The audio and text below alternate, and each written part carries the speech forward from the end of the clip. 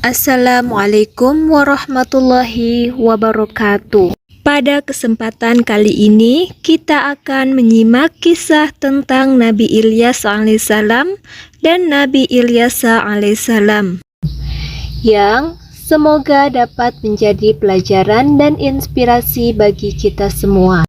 Mari kita mulai kisahnya.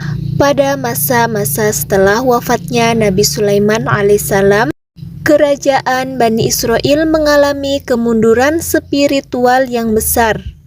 Mereka yang dahulu menyembah Allah dengan taat di bawah bimbingan para nabi, mulai tergoda oleh kehidupan duniawi, melupakan janji kepada Tuhan, dan jatuh dalam penyembahan berhala.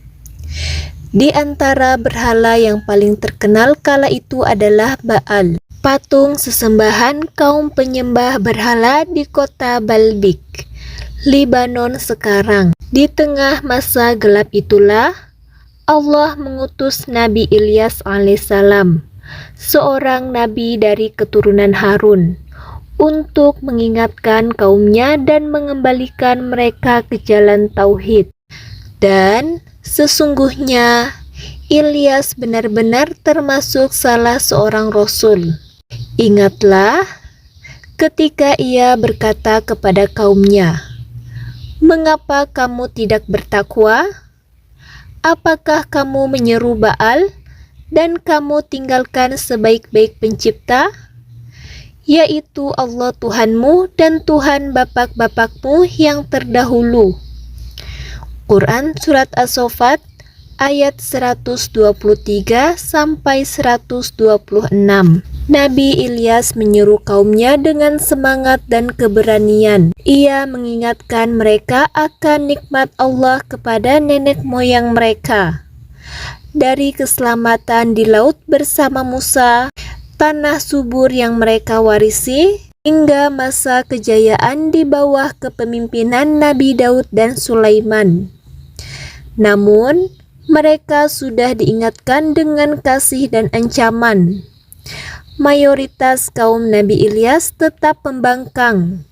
Mereka mencemooh dakwahnya, mengancam nyawanya, dan tetap berpegang pada kesesatan. Diriwayatkan dalam beberapa atsar dan kisah-kisah tafsir bahwa saat ancaman terhadap nyawanya semakin serius, Nabi Ilyas pun menyendiri dan bersembunyi di sebuah gua di pegunungan. Di tempat sunyi itu, ia berdoa kepada Allah dengan penuh harap dan keteguhan iman, memohon agar Allah menunjukkan kebenaran dan menurunkan azab kepada kaum yang zalim. Dan Allah mengabulkan doanya. Sebagai bentuk peringatan, Allah menahan hujan selama 3 tahun berturut-turut. Tanah menjadi kering, hasil panen musnah, dan kelaparan melanda seluruh negeri. Namun, alih-alih bertaubat, kaum tersebut justru menyalahkan Nabi Ilyas atas malapetaka yang terjadi. Akhirnya, Allah menurunkan azab yang lebih dahsyat. Gempa bumi, badai, dan kehancuran melanda negeri mereka. Hanya sedikit dari kaum Nabi Ilyas yang beriman dan selamat.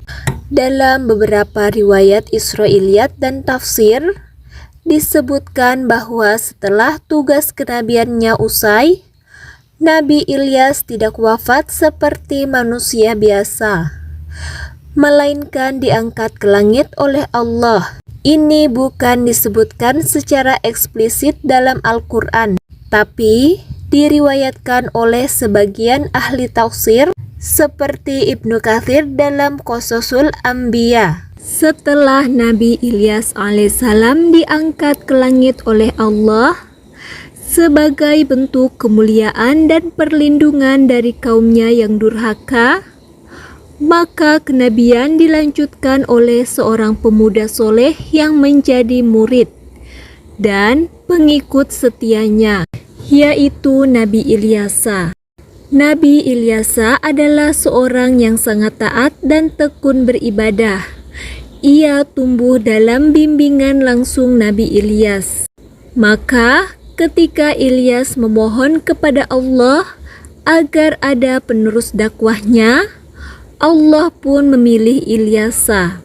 Disebutkan dalam tafsir Al-Qasas Al-Anbiya, saat Ilyas hendak pergi meninggalkan kaumnya, Ilyasa berseru, "Wahai Nabiullah, jangan tinggalkan aku. Doakanlah kepada Allah agar menjadikanku penerus risalahmu." Nabi Ilyas pun menyampaikan doa kepada Allah, dan kenabian pun diwariskan kepada Ilyasa. Ilyasa menghadapi kaum yang sudah sangat rusak akhlaknya. Meski begitu, ia tidak kasar atau keras. Ia menyeru dengan lembah lembut, penuh kasih, tapi tetap tegas dalam tauhid. Allah menyebut namanya dalam Al-Quran bersama para nabi besar lainnya. Dan ingatlah akan Ismail, Ilyasa, dan Zulkifli. Semuanya termasuk orang-orang yang paling baik. Quran Surat Shad ayat 48. Namun, meski ia menyeru dengan sabar dan hikmah, kaumnya tetap berpaling. Kemewahan dunia, kekuasaan, dan kecintaan terhadap berhala membuat mereka lupa akan Tuhan yang sebenarnya. Menurut riwayat-riwayat dari ahli tafsir, Ilyasa dianugerahi berbagai mukjizat.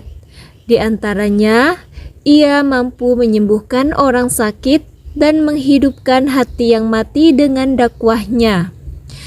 Ia juga memimpin Bani Israel dalam masa-masa sulit setelah ditinggalkan oleh para nabi sebelumnya. Namun, setelah masa kenabiannya berlalu, Bani Israel kembali tergelincir dalam kesyirikan dan kezaliman. Maka turunlah murka Allah kepada mereka, dan mereka pun kehilangan berkah yang dahulu mereka nikmati. Demikian kisah Nabi Ilyas alaihissalam dan Nabi Ilyasa alaihissalam. Semoga kisah ini dapat menginspirasi kita semua. Wassalamualaikum warahmatullahi wabarakatuh.